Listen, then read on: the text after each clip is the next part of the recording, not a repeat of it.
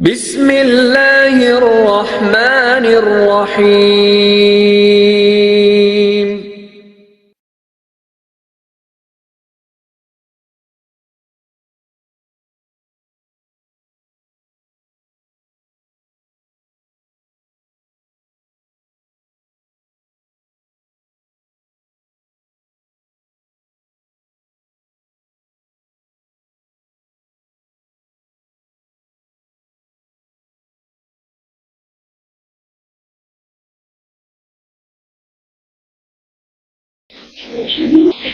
بسم اللہ الرحمن الرحیم۔ الحمد للہ رب العالمین والصلاة والسلام علی اشرف الانبیاء والمرسلین محمد بن عبد اللہ الامین وعلی آلہ وصحبہ الطیبین الطاہرین، اما بعد۔ قال اللہ عز وجل فی القرآن المجید: اعوذ باللہ من الشیطان الرجیم، بسم اللہ الرحمن الرحیم۔ یا ایھا الذین آمنوا اتقوا اللہ حق تقاته ولا تموتن الا وانتم مسلمون۔ وقال تعالی ايضا: یا ایھا الذین آمنوا ادخلوا فی السلم کافۃ ولا تتبعوا خطوات الشیطان انہ لکم عدو مبین۔ صدق اللہ مولانا العظیم۔ وقال النبی صلی اللہ علیہ وسلم: المسلم من سلم المسلمون من لسانه ویده۔ وقال ايضا: لا يحل لمسلم ان يهجر اخاه فوق ثلاث، او كما قال صلی اللہ علیہ وآلہ وسلم۔ بزرگان محترم اور عزیزان گرامی، آپ کے سامنے قرآن مجید کی دو آیتیں تلاوت کی گئی ہے اور محمد رسول اللہ صلی اللہ علیہ وآلہ وسلم کے دو فرمان، جس کو حدیث پاک کہتے ہیں، آپ کو پڑھ کر سنائے گئے ہیں۔ قرآن مجید کی آیت میں، پہلی آیت میں اللہ نے فرمایا ہے کہ وہ لوگوں جو ایمان لائے ہو، مخاطب ہم سب ہیں۔ فرمایا جا رہا ہے کہ اتقوا اللہ حق تقاتہ، ڈرو اللہ سے جیسے اللہ سے ڈرنے کا حق ہے۔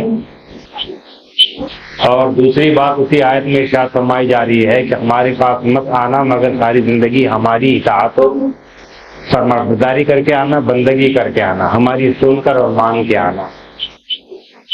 اور دوسری آیت میں اللہ رب العزت نے فرمایا ہے کہ اے وہ لوگوں جو ایمان لائے ہو، اسلام میں مکمل داخل ہو جاؤ، پورے کے پورے داخل ہو جاؤ، اور شیطان کے نقش قدم پر مت چلو، اس لیے کہ وہ تمہارا کھلا دشمن ہے۔ حدیث پاک میں اللہ کے نبی صلی اللہ علیہ وسلم نے ارشاد فرمایا ہے کہ مسلمان وہ ہیں جس کی زبان سے اور ہاتھ سے مسلمان محفوظ رہیں۔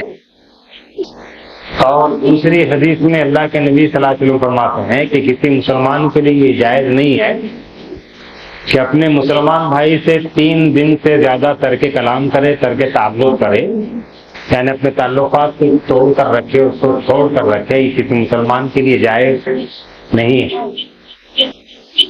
قرآن پاک کی آیت میں اللہ تبارک و تعالیٰ نے پیغام دیا ہے کہ ہمیں اللہ تبارک و تعالیٰ کی کامل اور مکمل اتباع کرنی ہے، اللہ تبارک و تعالیٰ کے حکموں پر چلنا ہے۔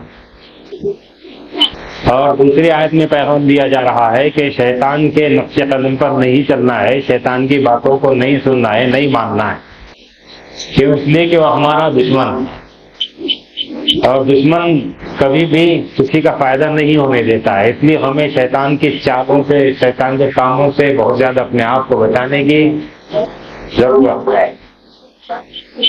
عبادتوں کا موسم بہار رمضان مبارک گزر گیا ہے، اس کے بعد عید آتی ہے، تو عید کے دن اللہ تبارک و تعالیٰ کے بندے آپس میں ملتے ہیں، ملاقات کرتے ہیں۔ یہ عید کا پیغام ہے جو ہم سے کہہ رہا ہے کہ عید خوشی کا دن ہے، ایک دوسرے کو مبارکباد دینے کا دن ہے۔ تو جہاں ہم اپنے رشتہ داروں سے ملتے ہیں، ملاقات کرتے ہیں، وہیں مسلمانوں سے بھی ملتے ہیں، ملاقات کرتے ہیں۔ یقیناً یہ ملنا، ملاقات کرنا آپس کی محبت کو بڑھاتا ہے، اور یقیناً یہ محبت ہمارے اور آپ کے درمیان اتفاق اور اتحاد کو پیدا کرتی ہے، جس کی ہمارے معاشرے کو سخت ضرورت ہے،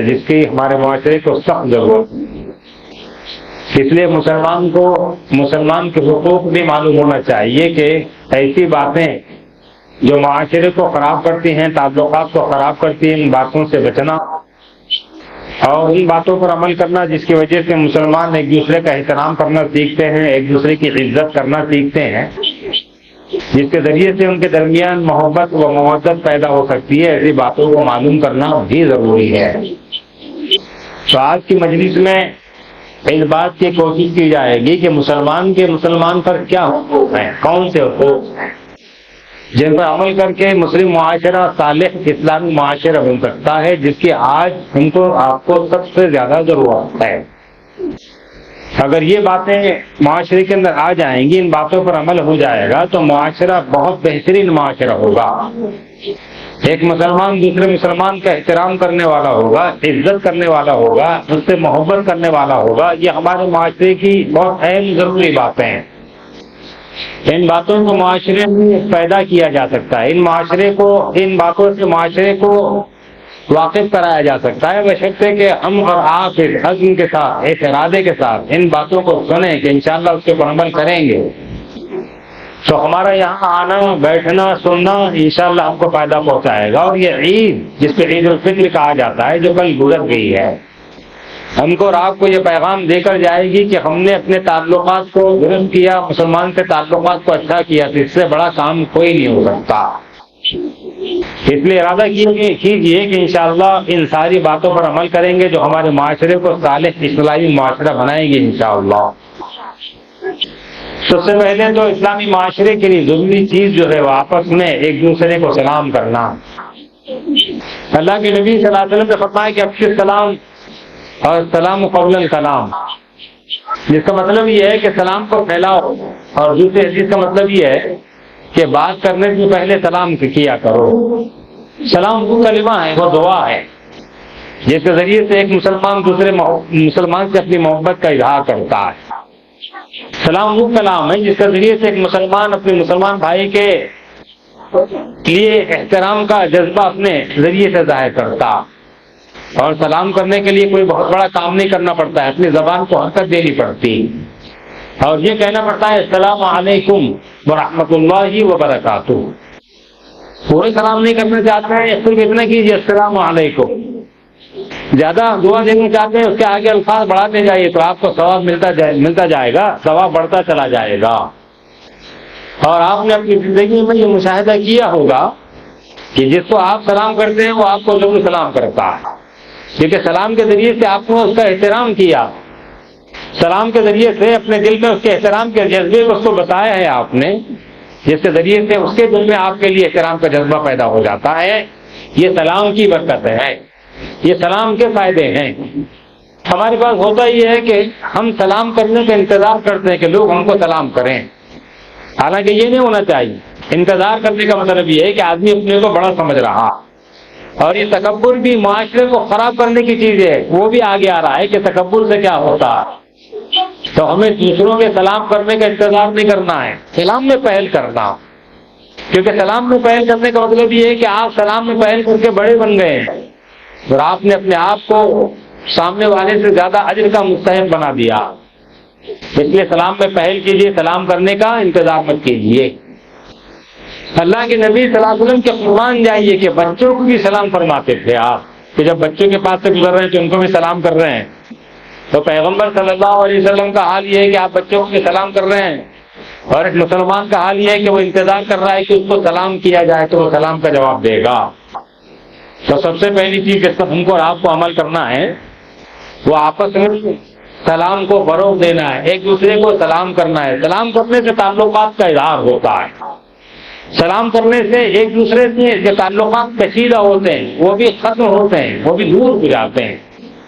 اگر کسی کے ساتھ آپ کی انبن ہو گئی ہے، کوئی مسئلہ پیدا ہو گیا ہے، تو آپ اس کو خالی سلام کر کے دیکھیے، تو پہلی نظر میں وہ سمجھ جائے گا کہ میں نے جن کے ساتھ معاملہ کیا، یہ ہمارے دونوں کے درمیان جو معاملہ ہوا ہے، انہوں نے اپنے دل سے اس کو نکال دیا، اس لیے مجھے سلام کیا۔ اس لیے سب سے پہلے ہم کو سلام کو فروغ دینے کی ضرورت ہے۔ پھر اللہ کے نبی صلی اللہ علیہ وسلم نے فرمایا ہے کہ ہمیں مسلمان کو تکلیف دینے کے لیے کوئی اشارہ نہیں کرنا چاہیے، کوئی ایسی بات نہیں کرنا چاہیے جس سے مسلمان کو تکلیف ہو۔ کیوں؟ اس لیے کہ میرے حال اس کے پاس بھی ایک دل ہے، اور وہ دل بھی احترام کے قابل ہے۔ آپ کی حرکت سے یا میری بات سے اس کو کوئی تکلیف پہنچی ہے تو اس سے بھی منع کیا گیا۔ اور اس کا آسان طریقہ یہ ہے کہ ایسی کوئی بات اپنی زبان سے نہ نکالے جس سے مسلمان کی تکلیف ہو، یا اپنے ہاتھ سے یا اپنے فرمائے کے چہرے سے کوئی ایسا اشارہ نہ کرے کہ جس کی وجہ سے مسلمان کو تکلیف ہو، تو فرمائے کہ یہ وہ باتیں ہیں، یہ وہ کام ہیں جو کرنے کے اعتبار سے بہت آسان ہیں۔ تو ہمیں دوسرا کام یہ کرنا ہے کہ اپنی زبان سے اور اپنے ہاتھ سے کوئی ایسا اشارہ ہے، کوئی ایسی بات نہیں کرنی ہے کہ جس کے ذریعے سے مسلمان کو تکلیف ہوتی۔ حضرت مجاہد ایک بہت بڑے تابعی ہیں، لکھتے ہیں کہ کوئی مسلمان کسی مسلمان کو ایسی تکلیف کی وجہ تکلیف پہنچانے کے لیے وجہ سے کوئی ایسا اشارہ کرتا ہے یا کوئی ایسی بات کرتا ہے جس کی وجہ سے اس کو تکلیف ہوتی ہے، دکھ ہوتا ہے، تو اللہ تبارک و تعالیٰ اس شخص پر جس نے تکلیف پہنچائی ہے ایسی بیماری مسلط کر دیتے ہیں کہ پھر اس کو بھی اللہ تبارک و تعالیٰ تکلیف سے دوچار کرتے ہیں۔ تو ہمیں ایسی کسی کام سے، ایسی کسی بات سے اپنے آپ کو دور رکھنا ہے جس کی وجہ سے مسلمان کو اپنی بات سے یا زبان سے یا حرکت سے کوئی تکلیف پہنچے۔ تیسری چیز جو معاشرے کو بہت اونچے لیول پر لے جاتی ہے، اس کے بارے میں فرمائے کہ تواضع، عاجزی اور انکساری کرنا، سامنے والے کو رسپیکٹ دینا، اپنے کو اس سے چھوٹا بنانا، چھوٹا سمجھنا نہیں، چھوٹا بنانا، اس لیے کہ اسلام کا اصول ہے من تواضع للہ رفعہ اللہ، جس کا مطلب یہ ہے کہ جو اللہ کے لیے عاجزی اور انکساری اختیار کرتا ہے، جو اللہ کے لیے اپنے آپ کو چھوٹا بناتا ہے، حالانکہ چھوٹا نہیں ہے، تو اللہ کے لیے اپنے آپ کو عاجز اور انکسار بنانا اللہ تبارک و تعالیٰ کو اتنا پسند آتا ہے کہ اس کی حیثیت، اس کی عزت اللہ تبارک و تعالیٰ لوگوں کی نگاہوں میں بڑھا دیتے ہیں۔ لوگ کہتے ہیں کہ دیکھو کتنا شریف النفس آدمی ہے، دیکھو کتنا با اخلاق آدمی ہے، یہ اپنے آپ کو چھوٹا بنانے کی وجہ سے ہوتا ہے، عاجزی انکساری اختیار کرنے کی وجہ سے ہوتا۔ تو ہمیں اپنے آپ کو بڑا نہیں سمجھنا ہے اور تو رمخان نہیں سمجھنا ہے کہ سب میں ہوں اور میں ہوں، تو ظاہر ہے کہ میں اللہ تبارک و تعالیٰ کو رسید نہیں ہے۔ جو اپنے کو چھوٹا بناتا ہے اللہ تبارک و تعالیٰ اس چھوٹا بننے کی وجہ سے اس کی عزت کو لوگوں کی نگاہوں میں بڑھا دیتے ہیں۔ جیسے میں نے آپ کے سامنے مثال دیا کہ لوگ کہتے ہیں کہ جو کتنا اچھا آدمی، تو ہمیں اور آپ کو اپنے معاشرے کو صحیح کرنے کے لیے، درست کرنے کے لیے، اچھا کرنے کے لیے اور مسلمان کے آپس کے تعلقات کو درست کرنے کے لیے، اچھا کرنے کے لیے تواضع، عاجزی اور انکساری اختیار کرنا چاہیے۔ چوتھی چیز ہے آپس میں مسلمانوں کی ایک دوسرے کی غیبت نہیں کرنا چاہیے، چغلی نہیں کرنا چاہیے، کیونکہ یہ وہ جرائم ہے، یہ گناہ ہیں جن کو گناہ کبیرہ کہا جاتا ہے۔ قرآن کریم کہہ رہا ہے کہ وَإِنِّي لِكُلِّ هُمَزَةٍ لُمَزَةٍ الَّذِي جَمَعَ مَالًا وَعَدَّدَ، تباہی ہے، بربادی ہے ہر وہ شخص کے لیے جو چغلی کرتا ہے، مال جمع کرتا ہے، گنتا رہتا ہے، یہ سمجھتا ہے کہ مال کبھی ختم نہیں ہونے والا۔ آیتوں میں دو باتوں کی طرف اشارہ کیا گیا ہے، ایک تو یہ کہ چغل خوری سے بچنا ہے، غیبت سے بچنا ہے، کسی کے پیٹھ پیچھے اس کی برائی کرنے سے بچنا۔ یقین جانیے کہ کبھی بھی مسلمان سکون میں نہیں رہ سکتا ہے اگر اپنے بھائی کی چغل خوری کرنا نہ چھوڑ دے۔ وہ مسلمان کبھی خوش نہیں رہ سکتا ہے جو اپنے مسلمان بھائی کی غیبت کرنا نہ چھوڑ دے۔ ہمیں اپنے معاشرے کو ان بیماریوں سے، ان گناہوں سے، ان جرائم سے اپنے کو پاک کرنے کی ضرورت ہے۔ اس لیے ایک نسخہ کیمیا دیا گیا ہے کہ من سکتا نجا، جو خاموش رہا وہ نجات پا گیا، اور جو گڑبڑ کرتے رہتے ہیں، بک کرتے رہتے ہیں، وہ یا تو فالتو بات کرتے ہیں یا چغلی کرتی ہیں یا غیبت کرتے ہیں، جس کی وجہ سے اپنی آخرت کو تباہ کر دیتے ہیں، برباد کر دیتے ہیں۔ آدمی کی عافیت اس میں ہے کہ وہ یا تو خاموش رہے اور جب بولنے کی ضرورت پیش آ جائے تو بہت کم بولے اور ضرورت کے لیے بولے، تو وہ ان ساری چیزوں سے، ان باتوں سے اپنے آپ کو محفوظ ہو سکتا۔ قرآن کریم کہتا ہے کہ اپنے غیبت کرنا اتنا بڑا جرم ہے جو اپنے سگے مردار بھائی کا گوشت کھانے کے جیسا ہے۔ قرآن کہہ رہا ہے کیا یحب احدکم ان یاکل لحم اخیہ میتا فکرہتموہ، کہ جس طرح تم کو اپنے سگے مردار بھائی کا گوشت کھانا ناپسند ہے، ویسے ہی اللہ تبارک و تعالیٰ کو مسلمان کی غیبت کرنا ناپسند ہے۔ تو کوئی مسلمان اگر غیبت کرتا ہے، پیٹھ پیچھے برائی کرتا ہے، تو وہ اپنے سگے مردار بھائی کا گوشت کھانے کے جیسا کام کرتا۔ اس لیے اپنے معاشرے کو ان چیزوں سے بچانا ہے، چغلی سے بچانا ہے، غیبت سے بچانا ہے، غیر ضروری باتوں سے بچانا ہے، فالتو باتوں سے اپنے زبان کو روکنا ہے، منہ کو بند کر کے رکھنا۔ اس کے بعد حدیث میں جیسے سنایا گیا کہ مسلمان کے لیے جائز نہیں کہ اپنے مسلمان بھائی سے 3 دن سے زیادہ کر کے کلام کر دے، کر کے تعلق کر لے۔ کیوں؟ اس لیے کہ یہ عمل اللہ تبارک و تعالیٰ کو پسند نہیں ہے، جس کے ذریعے سے جس کا پیغام اللہ کے نبی صلی اللہ علیہ وسلم کے ذریعے سے ہم کو رات کو دیا۔ ایک مسلمان جو آپ کے ساتھ اٹھتا بیٹھتا ہے، آپ کے ساتھ اس کے تعلقات ہیں، آپ اس سے بات چیت کرتے ہیں، آپ نے اس کے ساتھ بات کرنا چھوڑ دیا ہے، آپ نے اس کو سلام کرنا چھوڑ دیا ہے، آپ نے اس کے تعلقات کو ختم کر دیا ہے، تو اس کے دل پر کیا گزر رہی ہے؟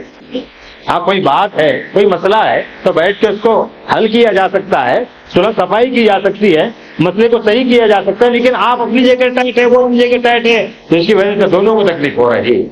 اس لیے فرمایا پیغمبر صلی اللہ علیہ وسلم نے کہ کسی مسلمان کے لیے یہ جائز نہیں ہے کہ 3 دن سے زیادہ اپنے مسلمان بھائی سے ترک تعلق کرے، ترک کلام کرے۔ آج ہمیں اور آپ کو اپنے اپنے تعلقات کا جائزہ لینے کی ضرورت ہے کہ کیا ہم اس حدیث کے پس منظر میں اپنے تعلقات کو نبھانے کی کوشش کرتے ہیں؟ کیا ہم مسلمانوں سے ویسے ہی تعلق رکھتے ہیں جیسے اللہ کے نبی صلی اللہ علیہ وسلم نے فرمایا ہے؟ ہمارا حال تو یہ ہے کہ جہاں پر ہمیں لگتا ہے کہ صاحب یہ آدمی ہمارے ساتھ صحیح نہیں کر رہا ہے یا اس کے تعلقات فرمائے کہ دوسروں کے ساتھ زیادہ ہے، تو اس سے تعلق کو چھوڑ لیتے ہیں، بات چیت کرنا چھوڑ دیتے ہیں۔ تو ہمیں اس سلسلے میں توجہ دینا ہے اور اپنے کسی مسلمان بھائی سے 3 دن سے زیادہ ترک تعلق نہیں کرنا ہے اور ترک کلام نہیں کرنا ہے۔ اگلی چیز میں یہ بتایا گیا ہے کہ مسلمان کے ساتھ احسان کا، سلوک کا معاملہ کرنا چاہیے۔ ظاہر ہے کہ یہ مختلف شکلیں اور صورتوں کا نام ہے کہ اللہ تبارک و تعالیٰ نے آپ کو نوازا ہے تو مسلمان کے ساتھ کوئی اچھا کام کیجیے، کوئی اچھا سلوک کیجیے، کوئی احسان والا معاملہ کیجیے۔ تو ایسا کرنے سے تعلقات درست ہوتے ہیں، تعلقات اچھے ہوتے ہیں، اور ظاہر ہے کہ جس معاشرے میں تعلقات اچھے ہوتے ہیں اور جو معاشرہ تعلقات کو اچھا بنانے کی کوشش کرتا ہے، اللہ تبارک و تعالیٰ کو وہ معاشرہ بہت پسند آتا ہے۔ تو اللہ کے نبی صلی اللہ علیہ وسلم نے فرمایا کہ احسان کرتے رہو، اللہ تبارک و تعالیٰ کو احسان کرنے والے بندے بہت پسند ہیں۔ اس حدیث میں ہم کو آپ کو پیغام دیا جا رہا ہے کہ ایک مسلمان دوسرے مسلمان کے ساتھ کوئی اچھا سلوک کرتا ہے، کوئی اچھا معاملہ کرتا ہے، کوئی اچھا احسان والا کام یا احسان والی بات کرتا ہے، یہ عمل اللہ تبارک و تعالیٰ کو پسند آتا ہے۔ جو بات اور جو کام اللہ تبارک و تعالیٰ کو پسند آتے ہیں، یقیناً اس پر اجر دیا جاتا ہے، ثواب ملتا ہے، اللہ تبارک و تعالیٰ کی رضا، اس کی خوشنودی حاصل ہوتی ہے۔ اس لیے ہمیں اس سلسلے میں توجہ دینے کی ضرورت ہے۔ اس کے بعد اگلی چیز بیان کی گئی ہے کہ مسلمان کو مسلمان کے گھر میں بغیر اجازت نہیں داخل ہونا چاہیے۔ ہمارے معاشرے میں اس سلسلے میں بہت زیادہ احتیاط نہیں برتی جاتی۔ دوست کے گھر میں ایسے جاتے ہیں جیسے اپنے خود کا گھر ہے، اجازت نہیں ہے، کھٹکا دینا چاہیے، اجازت طلب کرنا چاہیے، 3 مرتبہ اجازت نہ ملنے پر واپس چلا جانا چاہیے، یہ اسلام کے احکام۔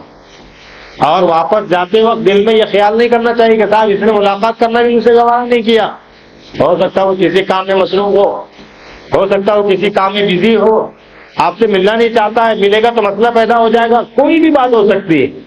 اس لیے مسلمان کے گھر میں بغیر اجازت جانے کی اجازت نہیں ہے، اور کھٹکا مارنے کے بعد اگر وہ ملاقات نہیں کر رہا ہے تو دل میں کوئی بات نہیں رہنا چاہیے، سمجھنا چاہیے کہ ہو سکتا ہے وہ مصروف کو بعد میں ملاقات کر لیں گے۔ یہ وہ کام ہے، یہ وہ باتیں ہیں، یہ وہ اعمال ہیں جو کرنے کے اعتبار سے بہت آسان ہے، لیکن شرط یہ ہے کہ ان کو یہ سمجھ کر کیا جائے کہ یہ اللہ کا، اس کے رسول کا حکم ہے، اور اس کام کے کرنے سے معاشرہ اچھا معاشرہ بنتا ہے، معاشرہ اسلامی معاشرہ بنتا ہے، معاشرہ مثالی معاشرہ بنتا ہے۔ تو ہم ان چھوٹی چھوٹی باتوں کی طرف احتیاط کے ساتھ تعلق فرمائیں کہ توجہ دینے کی ضرورت ہے۔ تو اس کے بعد ایک مسلمان کو دوسرے مسلمان کے ساتھ اچھے اخلاق سے پیش آنا چاہیے۔ قرآن مجید کہتا ہے کہ انک لعلی خلق عظیم، پیغمبر صلی اللہ علیہ وسلم اخلاق کے سب سے اونچے معیار پر پائی، اخلاق کے سب سے اونچے درجے پر اللہ کے نبی صلی اللہ علیہ وسلم کے بارے میں کہہ رہا ہے قرآن کہ آپ اخلاق کے سب سے اونچے مرتبے پر فائز ہیں۔ تو ظاہر ہے کہ اخلاق کا کچھ نہ کچھ نمونہ ہماری زندگی میں آنا چاہیے، کیونکہ ہم اللہ کے نبی صلی اللہ علیہ وسلم کی امت نہیں ہے، آپ کے نام لیوا ہیں، اور آپ کے لیے اپنی جان مٹانا اور فرمائے کہ جان دینا گوارا کر سکتے ہیں۔ اس سے پہلے کا مرحلہ یہ ہے کہ ہم اللہ کے نبی صلی اللہ علیہ وسلم کی ایک ایک سنت کو زندہ کرنے، ایک ایک سنت پر عمل کرنے کا ماحول بنائیں، ارادہ کریں، عزم کریں، تو یہ بھی بہت بڑی چیز۔ فرمایا کہ ایک مسلمان کو مسلمان کے ساتھ اخلاق کا مظاہرہ کرنا چاہیے، اخلاق سے پیش آنا چاہیے۔ اور ظاہر ہے کہ مہر عائشہ صدیقہ رضی اللہ تعالیٰ عنہ سے پوچھا گیا کہ اللہ کے نبی صلی اللہ علیہ وسلم کے اخلاق کیا تھے، کیونکہ قرآن کہہ رہا ہے کہ آپ اخلاق کے سب سے اعلیٰ درجے پر فائز ہیں۔ مہر عائشہ فرماتی ہیں رضی اللہ تعالیٰ عنہ کہ اللہ کے نبی صلی اللہ علیہ وسلم کے اخلاق قرآن تھے، کانا خلقہ القرآن، اور قرآن کے اخلاق کا مطلب یہ ہے کہ قرآن نے جیسے زندگی گزارنے کا طریقہ اور حکم دیا ہے، اس طریقے حکم کے مطابق زندگی گزارنا، یہ اخلاق۔ ہمارے پاس اخلاق کا مطلب یہ ہے کہ کوئی گالی دے تو سن لو نا، اخلاق، اگر کوئی جھاپڑ مار دے تو اپنا فرمائے کہ منہ پیش کر دینا، یہ اخلاق۔ اور اتنی ذریعے خبر ہم نے اخلاق کے بہت سے مفہوم معنی پیدا کر لیے۔ حضرت عائشہ صدیقہ رضی اللہ عنہ فرما رہی ہیں کہ کانا خلقہ القرآن، کہ اللہ کے نبی صلی اللہ علیہ وسلم کے اخلاق و سراپا قرآن ہیں، تو قرآن کے مطابق زندگی گزارنا یہ اخلاق کے سب سے بہترین زندگی گزارنے کے جیسا ہے۔ اس کے بعد اللہ کے نبی صلی اللہ علیہ وسلم نے ایک اور نسخہ ہم کو اور آپ کو دیا جو معاشرے کو اخلاق سے بھر دیتا، معاشرے کو اسلامی معاشرہ بنا دیتا، اور وہ یہ ہے کہ آپ نے فرمایا کہ مسلمانوں کو چاہیے کہ اپنے بڑوں کی عزت کرے اور اپنے چھوٹوں پر شفقت کرے۔ پیارے پیغمبر صلی اللہ علیہ وسلم فرمایا کہ وہ ہم میں سے نہیں ہے جو ہمارے معاشرے کے بڑوں کی عزت نہیں کرتا، ان کا احترام نہیں کرتا، اور فرمایا آپ نے کہ وہ ہم میں سے نہیں ہے جو اپنے چھوٹے بچوں پر شفقت نہیں کرتا۔ اللہ کے نبی صلی اللہ علیہ وسلم کا یہ فرمان ہم سے کہہ رہا ہے کہ اگر کوئی ہم سے عمر میں بڑا ہے تو اس کا احترام کرنا، اس کے لیے اس کی باتوں کو سننا ماننا، یہ ہماری ذمہ داری ہے، معاشرے کو اچھا بنانے کے لیے بہت ضروری کام۔ اور اپنے فرمائے کہ معاشرے کے چھوٹے بچوں پر شفقت کرنا اور ان کے ساتھ خیر کا معاملہ کرنا، یہ بھی معاشرے کو اچھا بنانے والا کام۔ آج ہمارے مسئلہ یہ ہے کہ ہمارے بچے مسجد کے اندر آتے ہیں تو ڈانٹ ڈپٹ کر کے ان کو مسجد سے باہر نکال دیا جاتا ہے، جبکہ فیوچر کے یہی مسجد میں مسلمان آنے والے ہیں۔ تو بچوں کو ڈانٹنے ڈپٹنے کے بجائے پیار سے لاڑ سے سمجھا کر مسجد میں بٹھانا، یہ ہماری ذمہ داری۔ اور دیکھا یہ گیا ہے کہ جن بچوں کو ڈانٹ ڈپٹ کر مسجد سے باہر کر دیا جاتا ہے وہ مسجد میں دوبارہ نہیں آتے، جن بچوں کو ڈانٹ ڈپٹ کر مسجد سے دور کر دیا جاتا ہے پھر وہ مسجد سے قریب نہیں آتے ہیں۔ تو ظاہر ہے کہ ذمہ دار کون ہوں گے؟ وہ جنہوں نے ان کے بچپن میں ان کو ڈانٹ ڈپٹ کر مسجد سے باہر کر دیا تھا۔ تو ہمیں اپنے معاشرے کو صحیح معاشرہ بنانے کے لیے، اسلامی معاشرہ بنانے کے لیے اپنے بڑوں کی عزت کرنا ہے، ان کا احترام کرنا ہے، اور اپنے چھوٹے بچوں کے ساتھ شفقت کا، محبت کا معاملہ کرنا ہے اگر ہم اپنے اس معاشرے کو اسلامی معاشرہ بنانا چاہتے ہیں۔ اگلی بات اللہ کے نبی صلی اللہ علیہ وسلم فرمائے کہ مسلمان کو مسلمان کے ساتھ کیسے رہنا چاہیے کہ جس کے ذریعے سے اس کے درمیان احترام پیدا ہو، محبت پیدا ہو۔ تو آپ نے فرمایا کہ مسلمان کو چاہیے کہ اس سے خندہ پیشانی سے ملاقات کرے، جب بھی کسی مسلمان کے سامنا ہو تو اپنے چہرے کے جغرافیہ کو محبت کے جغرافیے سے بدل دینا چاہیے، کیونکہ ہمارے پاس ہوتا ہی ہے کہ ہم جس سے نہیں ملنا چاہتے ہیں یا جس سے تعلقات ہمارے خراب ہیں تو بات کرنے سے پہلے چہرے کا جو فوکس ہوتا ہے اسی کے ذریعے سے سمجھا دیا جاتا ہے کہ میں آپ سے ملنا نہیں چاہتا ہوں، میں آپ سے بات نہیں کرنا چاہتا ہوں۔ تو اپنے چہرے کے حولیے کو ذرا تبدیل کیجئے، اس کے اوپر مسکراہٹ لائیے، اس کے اوپر دوسروں کے لیے احترام کے جذبات ابھاریے۔ اور یہ بہت آسان کہ جب بھی کسی مسلمان سے ملاقات ہو، سامنا ہو تو مسکرائیے۔ مسکرانے کے لیے کچھ کرنا پڑتا ہے کیا؟ اپنے چہرے کو مسکراہٹ والا بنانے کے لیے کچھ بھی نہیں کرنا پڑتا ہے، اپنے دل میں جب ارادہ پیدا ہوتا ہے تو آٹومیٹک چہرے پر اس کے اثرات ظاہر ہوتے ہیں، اور یہ اس وقت ہوگا جب ہم مانیں گے اور کریں گے کہ صاحب مسلمان کے لیے ہم کو احترام کا جذبہ پیدا کرنا ہے، مسلمان سے خطہ پیشانی سے ملنا، ایسی پیشانی جس کو دیکھ کر محبت کے جذبات ہو، پھر اس کو خندہ پیشانی کہا جاتا ہے۔ تو ہمیں اس سلسلے میں توجہ دینا ہے اور خندہ پیشانی سے ملنا ہے۔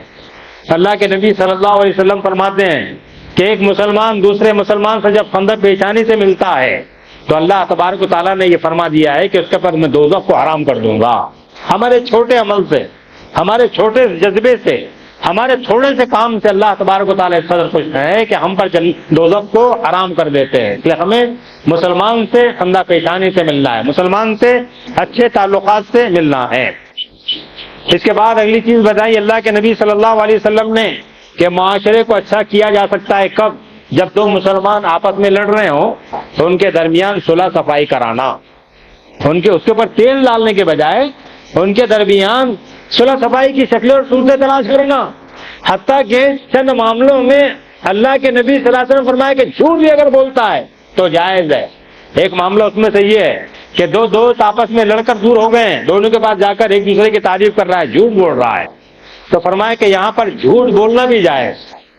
تو ہمیں اور آپ کو اس سلسلے میں توجہ دینا ہے، اپنے معاشرے کو خراب ہونے سے بچانا ہے، مسلمانوں کے تعلقات کو خراب ہونے سے بچانا ہے۔ اس کی صورت یہ ہے کہ اس دونوں کے درمیان صلح صفائی کرا دینا۔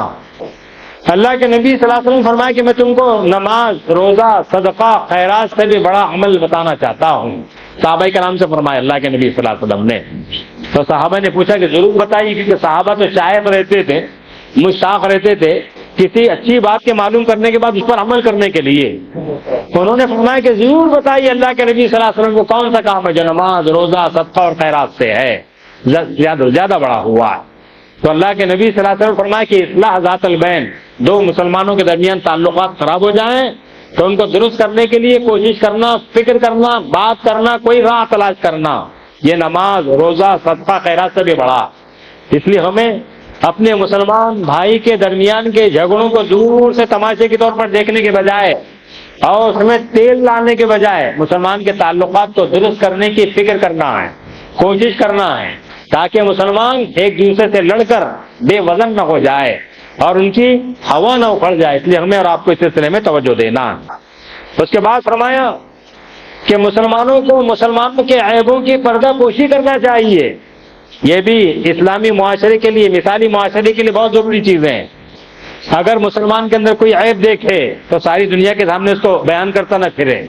کیوں؟ اس لیے کہ اللہ تبارک و تعالیٰ نے فرمایا کہ جو مسلمان کی عیب کی پردہ پوشی کرتا ہے، اس کی پردہ داری کرتا ہے، اللہ رب العزت نے فرمایا کہ میں اس کے عیوب کے قیامت کے روز پردہ پوشی کروں گا. اور کیا اس روئے زمین پر کوئی خدا کا بندہ ایسا ہے جس کے اندر کوئی عیب نہ ہو؟ ہر شخص کے اندر عیب، چاہے چھوٹا ہو چاہے بڑا ہو، تم جانتے ہو کہ نہ جانتے ہو، انسان ہی جانتا ہے، بندہ ہی جانتا ہے کہ میرے اندر کیا ہے. اس لیے اگر ہمیں کسی مسلمان کا عیب معلوم ہو جائے تو خدا کے لیے اس عیب کو لوگوں کے سامنے بیان کرتے پھرنے کے بجائے اس کو چھپانا اور اس کی عیب کی پردہ داری کرنا ہم کو اور آپ کو اس کے لیے تسلط ہوا ہے. کہ اس کے بدلے میں اللہ تبارک و تعالیٰ نے وعدہ فرمایا کہ روز قیامت میں ایسے بندوں کی عیب کی پردہ پوشی کر دوں گا جنہوں نے دنیا میں میرے بندوں کی عیب کی پردہ پوشی کی ہے. اس لیے ہمیں اس سلسلے میں توجہ دینا. اس کے بعد دنیا کے مختلف میدانوں میں مختلف کاموں کے لیے ہم کو اور آپ کو ایک دوسرے کی سفارش کی ضرورت پیش آتی. کہیں کسی جاب کے لیے، کہیں کسی رشتے کے لیے، کہیں کسی اور کام کے لیے کسی کی سفارش کی ضرورت پیش آتی. کوئی مسلمان ہمارے پاس آتا ہے کہ بھائی میری سفارش کر دیجئے، میرا کام آپ کی سفارش سے بن جائے گا. تو فرمایا اللہ کے نبی صلی اللہ علیہ وسلم فرماتے ہیں کہ سفارش کرنا اللہ تبارک و تعالیٰ کو بہت پسند آتا ہے. اللہ کا وعدہ ہے کہ اس کے ساتھ بھی جس نے خیر کا معاملہ مسلمان کے ساتھ کیا ہے مشورے کے ذریعے سے، سفارش کے ذریعے سے، اللہ تبارک و تعالیٰ اسی بندے کے ساتھ ویسا ہی معاملہ فرمائیں گے سفارش کا، خیر کا، جو اپنے بھائی کے ساتھ اس نے کیا. ظاہر ہے کہ یہ وہ باتیں ہیں، یہ وہ کام ہیں جو ہم سے آپ سے مطالبے کرنا ہے کہ اگر ہم نے اپنے مسلم معاشرے کو صحیح بنانا ہے، درست بنانا ہے، اسلامی معاشرہ بنانا ہے، تو ہم کو اللہ کے نبی صلی اللہ علیہ وسلم کی ان چھوٹی چھوٹی باتوں پر توجہ دینا، ان کے اوپر عمل کرنا ہے. اور یہ عید کے عنوان سے بہت باتوں کو کرنا، باتوں کو پھیلانا بہت آسان ہے کہ ہم عید کی مناسبت سے لوگوں سے ملاقات کرتے ہیں اور مسلمانوں سے گلے ملتے ہیں. تو ہمارا یہ گلے ملنا ہمارے تعلقات کو درست بنانے کے لیے بہت ضروری ہے. ورنہ ہوتا یہ ہے کہ لوگ گلے تو ملتے ہیں لیکن ان کے دل صاف نہیں رہتے ہیں. تو اگر ہم یہ چاہتے ہیں کہ ہمارا معاشرہ اسلامی معاشرہ بن جائے، مثالی معاشرہ بن جائے، ایسا معاشرہ بن جائے کہ جس میں ایک مسلمان دوسرے مسلمان سے محبت کرنے لگے، ایسا معاشرہ جس کے اندر ایک مسلمان دوسرے مسلمان سے سہولت حاصل کرنے لگے، تو یقین جانیے کہ یہ معاشرہ اللہ تبارک و تعالیٰ کو بہت زیادہ پسند آنے والا معاشرہ ہے. دعا فرمائی کہ اللہ تبارک و تعالیٰ مجھے اور آپ کو ان باتوں پر عمل کرنے کی توفیق عطا فرمائے. وآخر دعوانا ان الحمدللہ رب العالمین. ایک اعلان کرنا ہے کہ جس مسجد میں آپ تشریف فرما ہے، یہ مسجد بہت سے ویلفیئر کاموں کا بہت بڑا مرکز ہے. یقین جانیے کہ اللہ تبارک و تعالیٰ جزائے خیر عطا فرمائے ان بندوں کو جنہوں نے یہ کام کر رکھا ہے کہ اللہ کے بندوں کو مختلف قسم کے سہولتیں پہنچانا. ان لوگوں نے اپنی ذمہ داری لے رکھی ہے اور یقین جانیے کہ اللہ کے بندوں کی خدمت کرنا اللہ کی خدمت کرنے کے جیسا. روز قیامت اللہ تبارک و تعالیٰ اپنے بندوں سے پوچھیں گے کہ میں پریشان حال تھا، مصیبت میں گرفتار تھا، تم چاہتے تو میری مدد کر سکتے تھے. بندہ پوچھے گا کہ اللہ آپ تو ساری دنیا کے پالن ہار ہیں، آپ کیسے مصیبت میں رہ سکتے ہیں، آپ کیسے پریشان رہ سکتے ہیں؟ اللہ فرمائیں گے کہ میرا بندہ فلاں مصیبت میں گرفتار تھا، اگر تم اس کی مدد کرتے گویا میری مدد کرتے. میرا فلاں بندہ پریشان حال تھا، پریشانی مبتلا تھا، اگر تم اس کی مدد کرتے گویا میری مدد کرتے. تو اللہ نے اپنی خدمت کو مقدم رکھا ہے اپنے بندوں کی خدمت پر. تو جو بندے اللہ تبارک و تعالیٰ کے اللہ کے بندوں کی خدمت کرتے ہیں گویا وہ اللہ تبارک و تعالیٰ کی خدمت کرتے ہیں. جس مسجد میں آپ تشریف فرمائے، یہاں پر جیسے میں نے کہا کہ بہت سے بڑے بڑے کام کیے جاتے ہیں ویلفیئر کے، انسانوں کی خدمت کرنے کے. ایک سب سے بڑا کام، سب سے اچھا کام، سب سے زیادہ ثواب کا کام یہ ہے کہ مختلف دواخانوں میں جو لوگ علاج کے لیے آتے ہیں، پیشنٹ ہو یا ان کے ساتھ کے رہنے والے لوگ ہوں، ان کی خدمت میں وہاں جا کر کھانا پہنچانا، یہ بہت بڑا کام ہے۔ اللہ ہمیں معاف فرمائے، اللہ ہمیں محفوظ رکھے کہ خدا نہ خواستہ اگر ہمیں اورنگ آباد چھوڑ کر کہیں اور جانا علاج کے لیے ہو جائے تو ہمیں اندازہ ہوگا کہ کیسے کیسے آدمی کو پریشانی کا سامنا کرنا پڑتا ہے اور کن مسائل سے وہ دوچار ہوتا ہے۔ اللہ تعالیٰ جزائے خیر عطا فرمائے ان لوگوں کو کہ انہوں نے ایسا بیڑا اٹھا کے رکھا ہے کہ شہر کے درجنوں ہاسپٹل میں، شہر کے درجنوں دواخانوں میں یہ لوگ خود پہنچتے ہیں اور وہاں پر جا کر تعاون کرتے ہیں۔ اور یہاں پر میں نے خود اپنی آنکھوں سے دیکھا ہے کہ ہر وقت دسترخوان لگا ہوا ہے، کوئی بھی آئے کھائے، ضرورت مند فائدہ اٹھائے۔ یقین جانیے کہ کوئی پریشان آدمی دل کی گہرائی سے جب دعائیں دے دیتا ہے تو زندگی کے کس موڑ پر، کس مرحلے پر یہ دعائیں کام آ جائے کوئی کچھ نہیں کہہ سکتا۔ اور دعاؤں کے بارے میں یہ کہا کہ دعائیں تو وہ چیز ہے جس کے ذریعے سے اللہ تبارک و تعالیٰ اپنے بندے کو ہر وہ چیز عطا فرماتے ہیں جو اللہ تبارک و تعالیٰ سے توقع رکھتا ہے، اللہ تبارک و تعالیٰ سے امید رکھتا ہے۔ اس لیے ہمیں اللہ کے راستے میں اس کام میں زیادہ سے زیادہ تعاون کرنے کی ضرورت ہے۔ قرآن کریم نے انفاق کی، اللہ کے راستے میں خرچ کرنے کی بہت سی مثالیں دی۔ ایک مثال آپ کے سامنے بیان کرتا ہوں جس کا مطلب یہ ہے کہ اللہ تبارک و تعالیٰ نے فرمایا کہ جو اللہ کے مال کو اللہ کے راستے میں لگاتا ہے، سب سے پہلے تو ہمارے ذہن میں یہ بات رہنا چاہیے کہ یہ مال ہمارا نہیں ہے، کس کا ہے؟ یہ اللہ تبارک و تعالیٰ کا مال ہے۔ اللہ نے ہمیں موقع دیا ہے کہ اللہ کے دیے ہوئے مال کو اللہ کے راستے میں لگا کر تم کو کیسے اجر مل سکتا ہے، ثواب مل سکتا ہے۔ تو ہمیں اس پر خوش ہونا چاہیے کہ اللہ نے ہمیں مال دے کر ہمیں ثواب کمانے کا ذریعہ عطا فرمایا ہے۔ تو قرآن کہہ رہا ہے کہ وہ لوگ جو اللہ کے مال کو اللہ کے راستے میں لگاتے ہیں، اس کی مثال ایسی ہے جیسے زمین میں ایک دانہ بویا گیا اور اس دانے سے ایک پودا نکلا تو اس کو کئی بالیں آئی جس کے اندر کئی سو دانے ہیں۔ قرآن کہہ رہا ہے کہ اللہ تبارک و تعالیٰ سے جس کو چاہتے ہیں اس سے بھی زیادہ ثواب عطا فرماتے ہیں۔ اللہ کے خزانوں میں کمی کہاں ہے؟ اللہ تو پوچھتے ہیں کہ کون ہے جو اللہ کو قرض حسنہ دینا چاہتا ہے۔ اللہ کو قرض حسنہ دینے کا مطلب یہ ہے کہ اللہ ہی کے مال کو اللہ کے راستے میں لگا کر اللہ کی ذات سے امید رکھو کہ وہ روز قیامت تم کو کئی گنا بڑھا کر اس کا اجر و ثواب عطا فرمائے گا۔ اور یقین جانیے کہ جب اللہ وعدہ فرما رہے ہیں تو یقیناً اللہ اپنے شان ہم کو اس کا بدلہ عطا فرمائیں گے انشاءاللہ۔ اس لیے ہمیں ہر وقت اللہ کے راستے میں اللہ کے مال کو لگاتے رہنا چاہیے، اور خاص طور سے وہاں پر جہاں پہ اللہ کے بندوں کو مصیبت کے وقت میں یہ کام آ رہے ہوں۔ چنانچہ اللہ کے نبی صلی اللہ علیہ وسلم نے ایک حدیث کے ذریعے سے ہمارے مزاج کو بدلا ہے اور یہ فرمایا ہے کہ آدمی کہتا ہے میرا مال، یہ مال میرا نہیں ہے بلکہ یہ مال اللہ تبارک و تعالیٰ کا۔ پھر آگے وہ یہ بھی سوچتا ہے کہ اپنی ذات پر جو خرچ کر دیتا ہے وہ اس کے کام آنے والا ہے۔ تو یاد رکھیے اپنی جان پر خرچ کیا جانے والا مال کام نہیں آتا ہے، جو دوسروں کو دے دیتے ہیں وہ کام آتا ہے، جو چھوڑ دیتے ہیں وہ کام آتا ہے۔ ماں حضرت عائشہ صدیقہ رضی اللہ تعالیٰ عنہ سے ایک مرتبہ اللہ کے نبی صلی اللہ علیہ وسلم نے فرمایا کہ میرا دل بکری کا گوشت کھانے کو چاہتا۔ آپ کے حکم پر، آپ کی خواہش پر حضرت عائشہ نے بکری کا بچہ ذبح کر دیا، اکثر گوشت بانٹ دیا، تقسیم کر دیا، صرف ایک ران اللہ کے نبی صلی اللہ علیہ وسلم کے لیے چھوڑ دی۔ جب آپ تشریف لائے شام میں تو آپ نے پوچھا کہ عائشہ ہم نے کہا تھا اس گوشت کے بارے میں کیا ہوا؟ ماں عائشہ نے فرمایا کہ ہم نے ایک بکری کا بچہ ذبح کیا ہے، سارا گوشت بانٹ دیا، سارا گوشت تقسیم کر دیا، اپنے لیے تھوڑا سا رکھا ہے۔ تو حضرت عائشہ صدیقہ سے فرمایا رضی اللہ تعالیٰ عنہ پیارے پیغمبر صلی اللہ علیہ وسلم نے کہ عائشہ اگر تم یہ سمجھ رہی ہو کہ جو دے دیا گیا ہے وہ نہیں بچا ہے تو تمہیں معلوم ہونا چاہیے کہ جو ہم نے رکھ لیا ہے وہ نہیں بچا ہے بلکہ جو دے دیا گیا ہے، تقسیم کر دیا گیا ہے، وہ بانٹ دیا گیا ہے۔ یہ حدیث ہم سے کہہ رہی ہے کہ جو اللہ کے راستے میں اللہ کے مال کو دے دیتا ہے وہ باقی رہتا ہے، اور جو ہم اپنی ذات پر خرچ کر دیتے ہیں وہ باقی نہیں رہتا ہے۔ دعا فرمائی کہ اللہ تبارک و تعالیٰ ہمیں سے کرنے کی توفیق عطا فرمائے۔ وآخر دعوانا ان الحمد للہ رب العالمین۔